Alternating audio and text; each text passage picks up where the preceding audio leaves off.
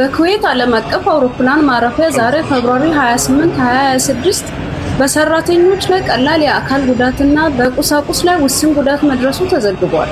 የአቪዬሽን ዋና ባለስልጣን እንደገለጹት አንድ ሰው አልባ አውሮፕላን የኩዌት ዓለም አቀፍ አየር ማረፊያን ታርጌት ያደረገ ጥቃት መፈጸሙንና በዚህም ምክንያት በርካታ ሰራተኞች ላይ ቀላል የአካል ጉዳትና በተርሚናል 1 ወይም T1 ላይ ውስን የቁሳቁስ ጉዳት መድረሱንም ገልጸዋል።